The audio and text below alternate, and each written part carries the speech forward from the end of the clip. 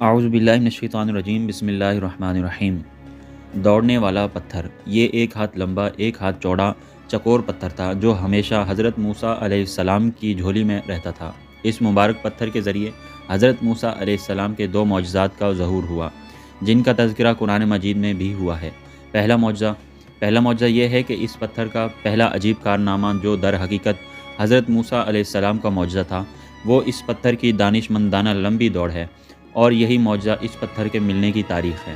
اس کا مفصل واقعہ یہ ہے کہ بنی اسرائیل کا یہ عام دستور تھا کہ وہ بالکل ننگے بدن ہو کر مجمع عام میں غسل کیا کرتے تھے، مگر حضرت موسیٰ علیہ السلام جو کہ اسی قوم کے ایک فرد تھے اور اسی ماحول میں پلے بڑے تھے، لیکن خداوند قدوس نے ان کو نبوت و رسالت کی عظمتوں سے سرفراز فرمایا تھا۔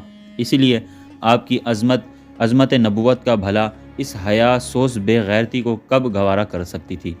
آپ بنی اسرائیل کی اس بے حیائی سے سخت نالاں اور انتہائی بیزار تھے، اس لیے آپ ہمیشہ یا تو تنہائی میں یا تہبند پہن کر غسل فرمایا کرتے تھے۔ بنی اسرائیل نے جب یہ دیکھا کہ آپ کبھی بھی ننگے ہو کر غسل نہیں فرماتے، تو ظالموں نے آپ پر بہتان لگا دیا کہ آپ کے بدن کے اندر حصے میں یا تو برز کا سفید داغ یا کوئی ایسا عیب ضرور ہے کہ جس کو چھپانے کے لیے یہ کبھی برہنہ نہیں ہوتے، اور ظالموں نے اس تہمت کا اس قدر اعلان اور چرچا کیا کہ ہر کوچہ و ہر بازار میں اس کا پروپیگنڈا پھیل گیا۔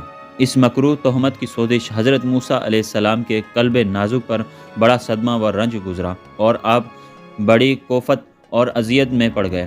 خداوند قدوس نے اپنے مقدس کلیم کی رنج و غم کو بھلا کب گوارا فرماتا، اور اپنے ایک برگزیدہ رسول پر بھلا خالق عالم کو کب اور کیوں اور کس طرح پسند ہو سکتی تھی؟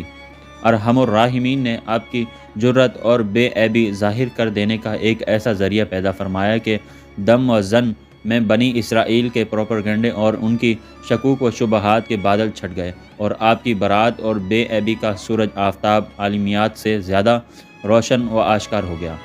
اور وہ یوں ہوا کہ ایک دن آپ ایک پہاڑ کے دامن میں چھپے ہوئے ایک چشمے پر غسل کے لیے تشریف لے گئے، اور یہ دیکھ کر یہاں دور دور تک کسی انسان کا نام و نشان نہیں۔ آپ اپنے تمام کپڑوں کو ایک پتھر پر رکھ کر اور بالکل برہنہ بدن ہو کر غسل فرمانے لگے۔ غسل کے بعد آپ لباس پہننے کے لیے پتھر کے پاس پہنچے تو کیا دیکھا کہ وہ پتھر آپ کے کپڑوں کو لیے ہوئے سر پر بھاگا چلا جا رہا ہے۔ یہ دیکھ کر حضرت موسیٰ علیہ السلام بھی اس پتھر کے پیچھے دوڑنے لگے اور کہنے لگے، اے پتھر میرا کپڑا، اے پتھر میرا کپڑا۔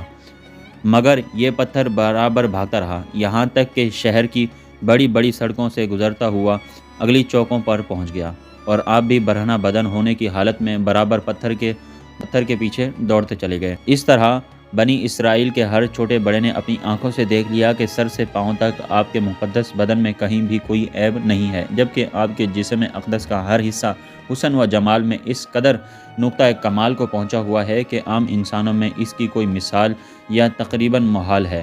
اچھا، بنی اسرائیل کے ہر فرد کی زبان پر یہی جملہ تھا کہ واللہ ما بموسیٰ من باس، یعنی خدا کی قسم موسیٰ بالکل بے عیب ہے۔